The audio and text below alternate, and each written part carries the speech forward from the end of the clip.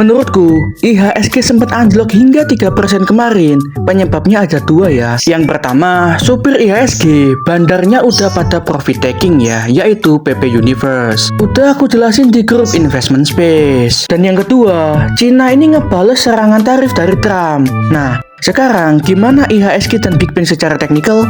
Kita bahas di video ini.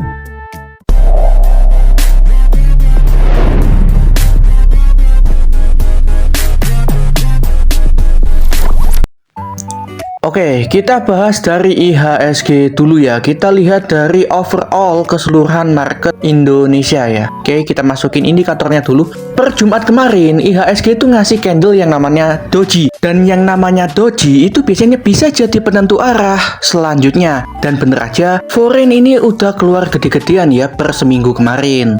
Nah, oke.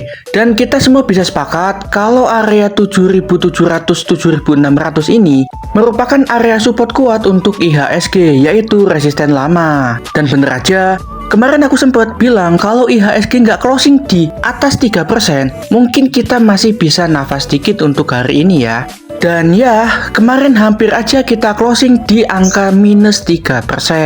Per video ini dibikin, belum ada berita mengenai deeskalasi perang dagang antara Cina dan juga Amerika. Jadi kemungkinan besar hari ini IHSG akan menguji level support lamanya, yaitu di level 7.700-an.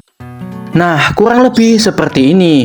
Dan dia akan menyentuh area support lama, yaitu di sekitar 7.600. Nah, ini kurang lebih diproyeksikan sampai per tanggal 24 Oktober 2025.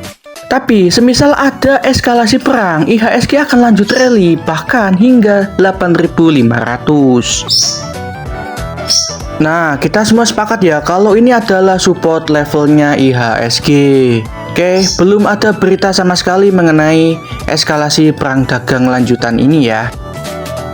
Oke, lalu kondisi Big Bang gimana mas? Oke, kita mulai bahas dari BBRI.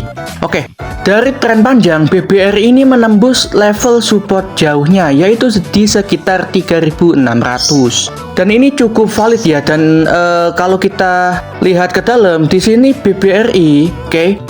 Nah, ngasih yang namanya pattern double top, oke. Dua candle yang sama-sama tinggi dan sama-sama gagal buat menembus resisten di sekitar 4.200. Oke, kita semua sepakat bahwa resisten yang warna ungu ini adalah resisten baru dari BBRI.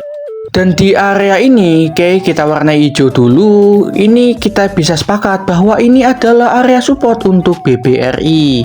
Untuk yang namanya pattern double top, ini biasanya cukup dalam ya koreksinya ya. Dan di stream, aku udah bilang bahwa BBRI ini bisa koreksi hingga ke level 3.500-an.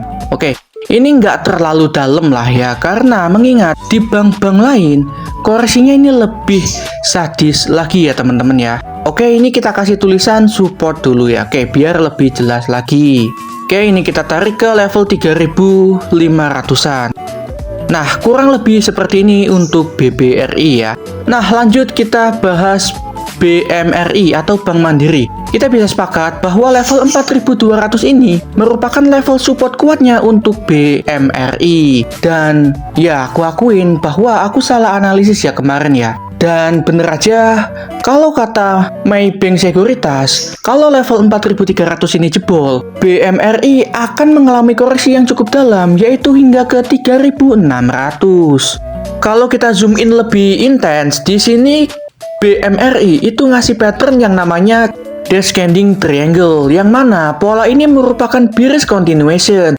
Dan bener aja, pattern ini udah mengkonfirmasi kalau dia itu breakout ke bawah. Kalau kita tarik dari garis sisi samping segitiganya, koreksi dari BMRI ini cukup dalam ya, yaitu hampir sekitar 3.600. Tapi kalau ada eskalasi perang dagang, mungkin dia akan balik ke level konsolidasi di area 4.700-an.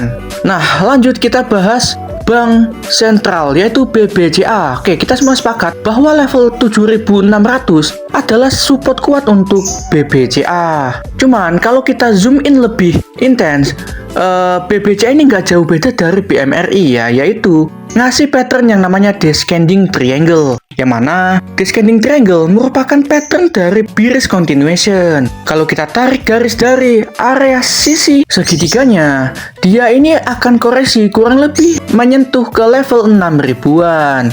Dan bahkan BBCA ini udah dibuang asing dari bulan kemarin ya. Oke, tapi kalau ada eskalasi perang dagang, mungkin dia akan balik ke level konsolidasi ya. Lanjut kita bahas saham BBNI. Oke, beda dengan yang lainnya, BBNI ini cukup stabil penurunannya. Ya, dia nggak terlalu perih lah kayak yang lainnya lah. Dan dia sekarang masih berada di level support, yaitu di sekitar 3.700-an. Apakah ini udah valid breakout? Belum tentu, tapi di sini patternnya adalah pattern descending triangle. Hampir sama kayak dua bank lainnya, yaitu BBCA dan juga BMRI. Kalau kita tarik garis lurus ke bawah di sisi samping segitiganya, koreksi BBNI ini kurang lebih hampir menyentuh angka 3.200-an. Yang mana 3.200 ini merupakan level yang cukup dalam untuk BBNI. Tetapi, semisal ada deeskalasi perang dagang, kemungkinan dia akan balik ke level konsolidasi, yaitu di sekitar angka 4.000-an. Cuman, per video ini dibikin, belum ada beritanya sama sekali ya. Dan kira-kira kapan sih saham Indonesia bakal balik ke level semula? Kalau menurutku, menjelang FOMC mungkin bisa jadi titik balik untuk high risk asset, yaitu di sekitar tanggal 29 November.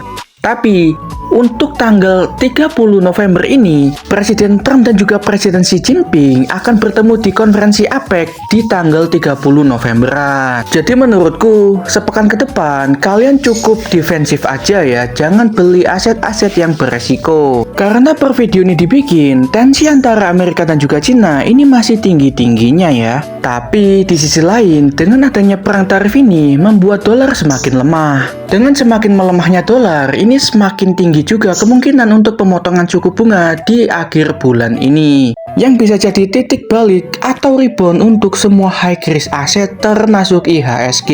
Jadi, gimana menurut kalian? Coba komen di bawah.